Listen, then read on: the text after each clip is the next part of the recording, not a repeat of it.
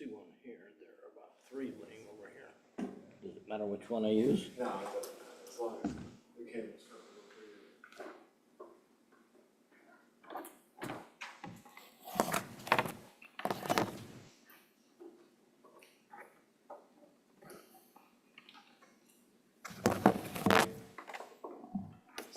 They all seem.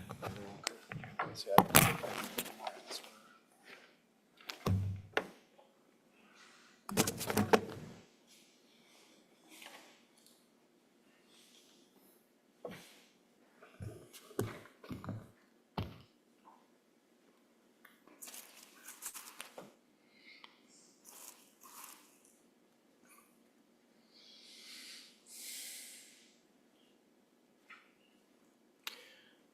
Good morning and welcome to Dawn Mountain Sunday Meditation for July 13th, 2025.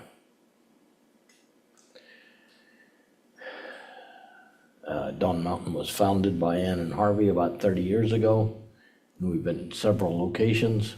We're glad to be here. We're glad to have a good broadcast team. Welcome to all of you who are remote.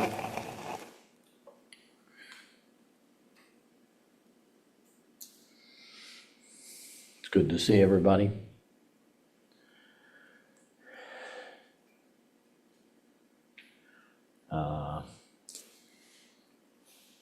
We're passing a book around. At the end, we will dedicate the merit of our practice to anyone who is sick or recently passed away. And so we write their names in the book and they'll be read out at the end. So feel free to write anybody's name you think of. It may come around again. I ask, write as legibly as possible. I need to read them. So thanks for that. And of course, for those of you online, just put it in the chat and it'll be added to the book.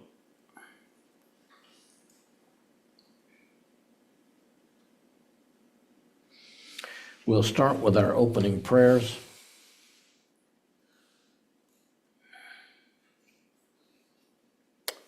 Group practice prayers. These are on the website, listed under, I think, laminated sheet under resources. So if you'd like to have a copy at home, that's handy. May all beings always have happiness and its causes. May all beings always be free of pain and its causes. May all beings always be pain-free and live happily. May no beings ever cling to those near nor spurn those far.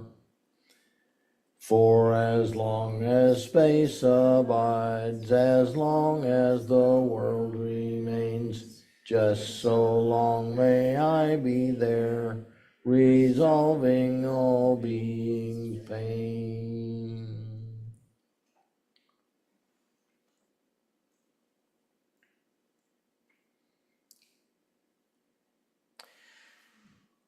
When we start to meditate or to work on any kind of spiritual practice, we often think that somehow we're going to improve. Meditation practice isn't about trying to become something better. It's about befriending who we already are.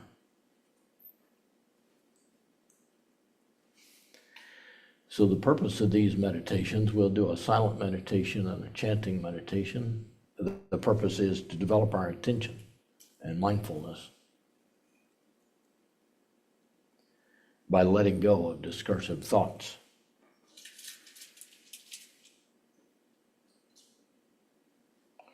We sit erect, but not stiff.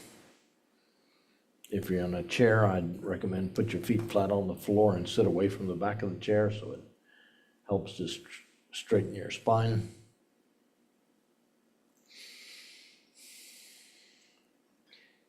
In this tradition, we meditate with our eyes open. If you're used to meditating with your eyes closed, that's fine. We sit erect tuck our chin gently and have our eyes open on a soft focus in front of us, not staring at anything intently, just a soft, unfocused actually, down in front of us. This helps to develop mindfulness in our daily lives by having our eyes open all the time. We have 3 pillars of support. We get support from the center of the earth all the way up through our cushion that we're sitting on, and our spine holds us erect. And then in front of our spine is a central energy channel that comes up all the way up and out of the top of our head.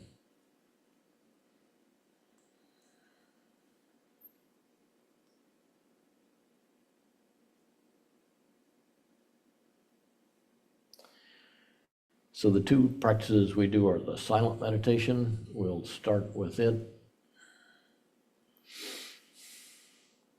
We'll take 3 deep breaths.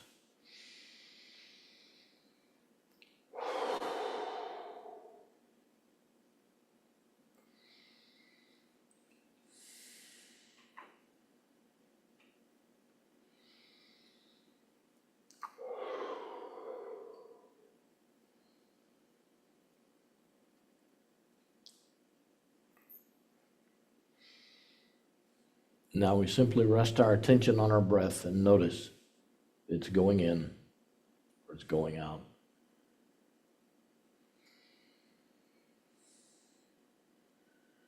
You can have your hands on your thighs, or you can have your hands folded in your lap, whatever's comfortable for you.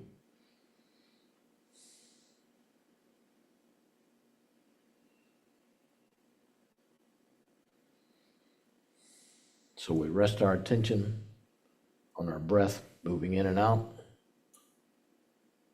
And when inevitably our mind will distract us with some thought from yesterday or what we're going to have for lunch today, and we gently bring it back. We might say thinking when we recognize that we've been distracted, and then go back to the breath. We'll do this for a few minutes, and then we'll do the chanting meditation.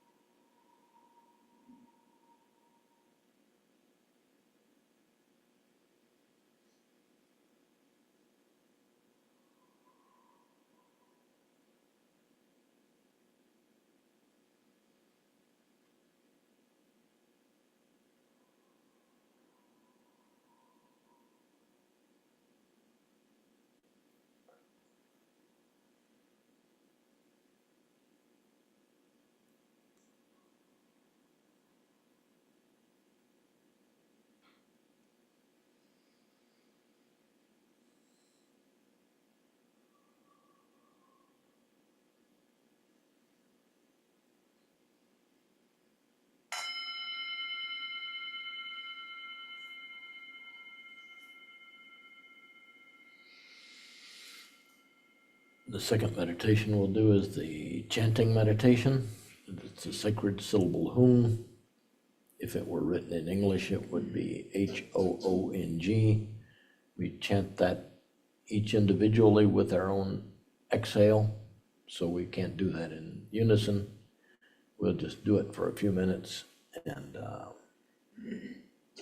you'll notice the vibration. It's similar to the resting our attention on our breath, but we can rest our attention on the sound, and you can also feel the vibration in your chest and all throughout your body.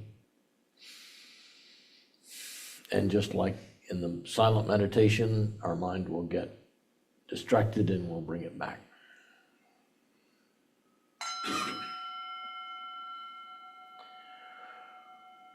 We do it twice with each exhale.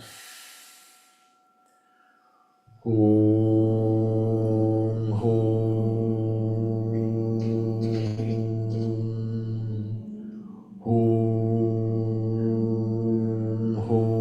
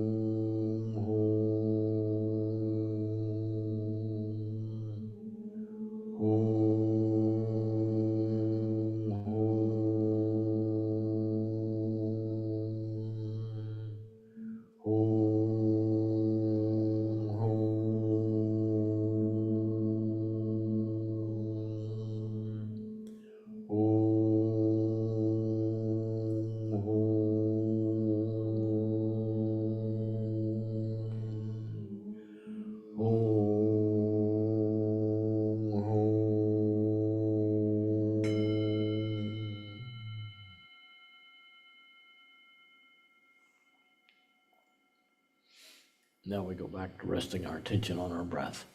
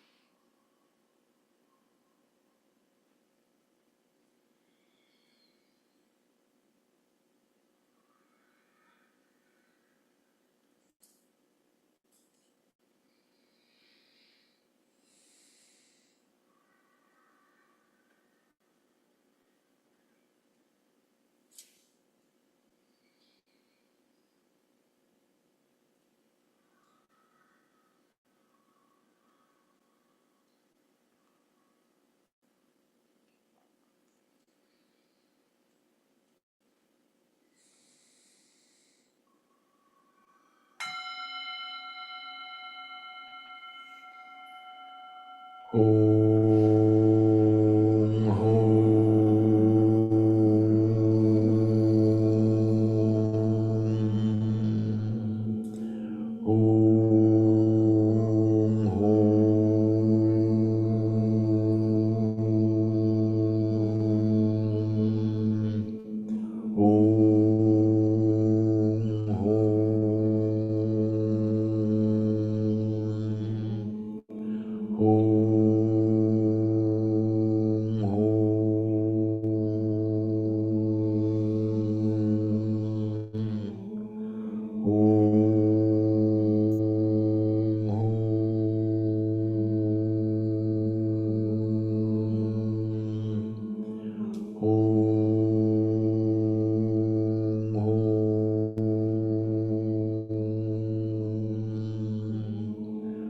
Om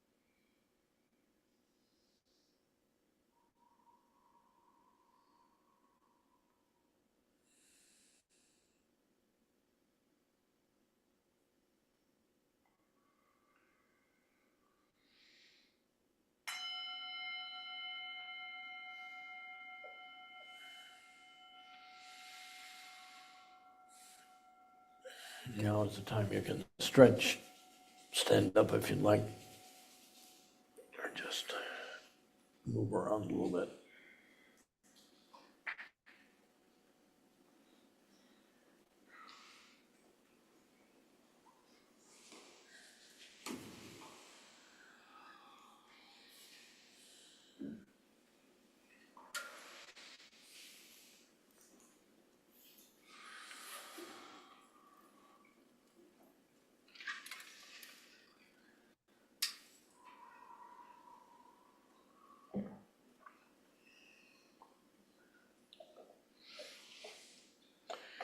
This week in the Pema Chödrön book, Comfortable Uncertainty, we're reading chapter 106, Heightened Neurosis. We might assume that we train in bodhicitta, our habitual patterns will start to unwind. That day by day, month by month, we'll be more open-minded, more flexible, more of a warrior. But what actually happens with ongoing practice is that our pattern intensifies.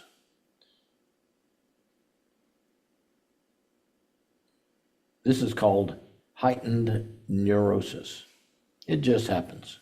We catch the scent of groundlessness, and despite our wishes to remain steady, open, and flexible, we hold on tight in very habitual ways. For example, we may develop a new self-critical storyline based on spiritual ideals. The warrior training becomes just one more way to feel that we never measure up. Or we use our training to increase our sense of being special, to build up our self-image and to increase our arrogance and pride. Or perhaps we sincerely wish to surrender our useless baggage, but in the process, we use the teachings themselves to distance ourselves from chaotic, unsettling quality of our lives. We try to use our spiritual training to avoid the queasy feeling in our gut. The point is that we will bring our habitual ways of gluing ourselves together right into bodhicitta practice, right into the training in ungluing. But because of our practice, we can start to look compassionately at what we do. What has happened to us psychologically? Why do we feel inadequate? Do we continue to believe in our old dramas? Are we using spirituality to bypass what scares us? It's easy not to see where we are still seeking ground is the same old ways. We have to gradually develop the confidence that is liberating to let go. Continually, we train in Maitri. It takes time to develop enthusiasm for how remaining open really feels.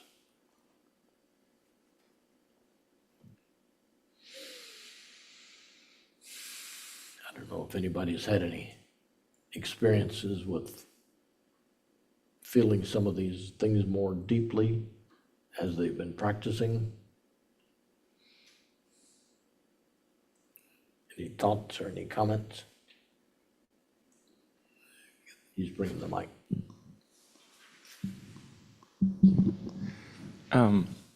Yeah, I like how you tied in, or for me, it felt like you tied in at the very beginning of the breathing. You said, "Oh, if you might think you're going to get like enlightened." Or, I'm paraphrasing what you said, but you said just work at it or something like that. And for me, that links into that chapter that you just read, because she says like you're not when you're doing the path of the bodhicitta, you're just getting heightened neurosis. You're not becoming the Buddha through that. And so I like that. Right when you started reading, I think it was the first paragraph, she said something that seemed like it linked in. I was like, oh, did Charlie like intentionally do that? But also I'm actually at home, I'm reading a book by her, and that is similar to like the chapter I just read too, which is because she talks about the heightened neurosis, and she says like the more you practice, like if you practice compassion, you get better at it. But if you're honest with yourself, you're like, oh gosh, like you see exactly where you're not being compassionate. But you have to be honest. And she's like, Yeah, oh, like I didn't smile at Melissa. That was, maybe compassion is like being super nice to everybody, but then and maybe you are in a general sense, and then you're like, but you notice the time you're not compassionate, and then that gets to you. Or if you're trying to be egoless or not be possessive, and then you're like, well, I kind of was a little bit stingy with my time when that person tried to talk to me, but maybe in a general sense, you're 1,000 times less, like more generous and stuff like right. that. So Yeah, for me, that heightened neurosis is definitely linked to also what I'm reading at home. yeah. Her books are good. The reading I did, the couple of sentences I did at the beginning of the opening was also from some of her stuff. So she ties a lot of stuff together and repeats the same. Uh, so I've heard somewhere that teachers only have one message and they just keep saying it over and over in different ways. So sometimes that's good. Maybe that's just what's salient to them. And sometimes we recognize ourselves in it. And it can be helpful. Anybody else? Anybody online?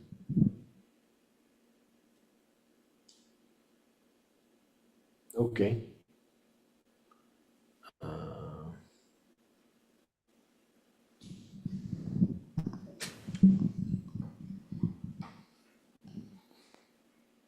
Have we got the names in the book?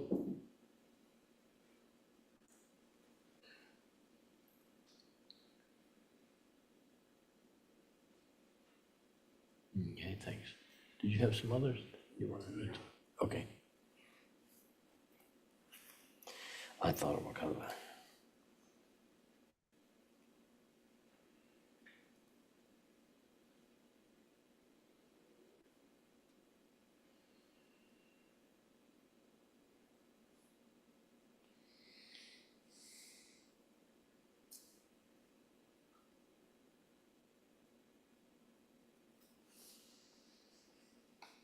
Okay, before we read those, let's do the dedication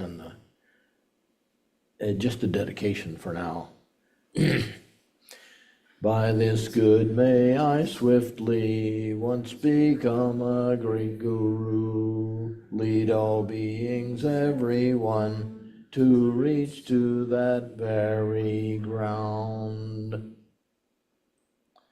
Today, we dedicate the merit of our practice to all sentient beings, and specifically Mel, Sarah, Isaac, Maya, Toby, Thomas, Aisha, Emily Brooks, Melissa McIntyre, Kelly, Kim Copeland, Camachos, Benjamin, Andrew, Larry, Maria, Alice, Danny, Palestine, peoples persecuted and assaulted by ICE, Valerie, Amy, Tex, Darcy, Nancy, Dad, Danny in the Bardo, Mom in the Bardo, Amy Winters, Cancer Battle, Cheryl's Healing, Pat's Healing, Madeline's Healing, All Sentient Beings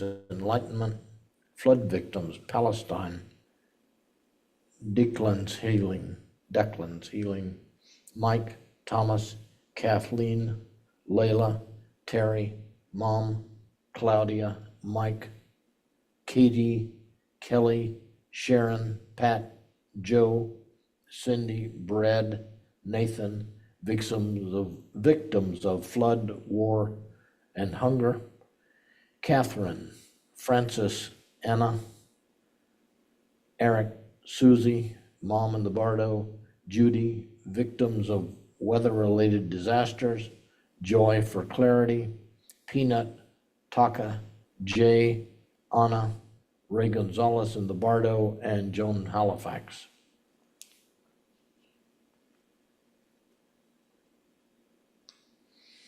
All right, now let's do the blessing. Thank you.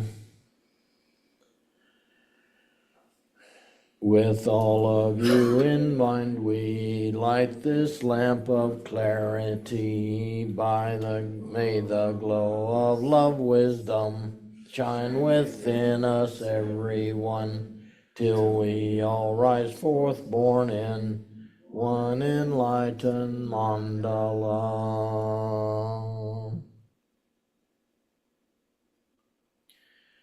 So to close today, we'll do 3 ahs, the sacred syllable ah. We'll do them in unison, one at a time. The first one, visualize a bright white light at your heart center. And as we say ah, the white healing light goes throughout your body.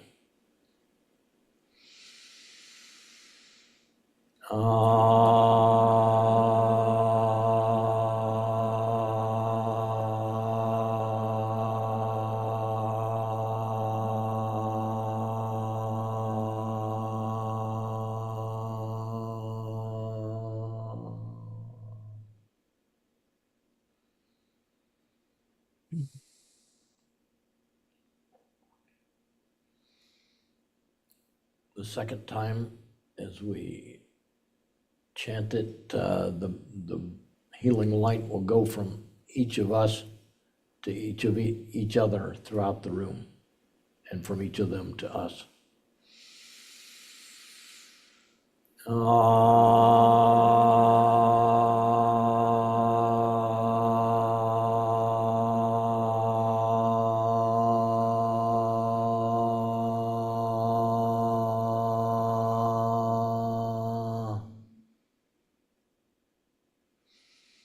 And this time it goes from us to the whole earth, other planets, other beings,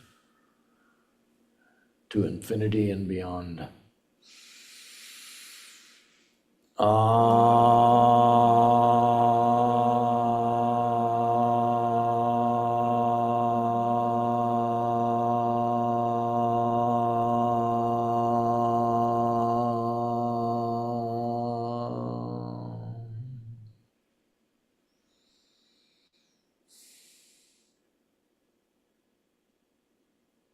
Certainly the world needs a lot of healing right now. Thanks to everybody for coming, both online and in person here. We can take a break for a few minutes. Harvey's coming, and there will be a teaching at 11 o'clock. I expect. Emily, is the teaching online as well as in person? Yeah, the teachers are online today, so we'll be sitting in person watching them on the screen, but it is a special introduction to Chenrezig deity practice. So there will be a empowerment, which Anne will explain, and there will be some practice. So that's 11 to 12, and everybody's invited. Okay. Say it again, free food? Is that all you ever think about? There's water, if you like water and tea. And then whoever wants to stay is welcome to stay for the teaching. And are they in Houston, or are they in New Mexico? In New Mexico, okay, they have another place in New Mexico. So for now, thanks again for coming. It's good to see everybody.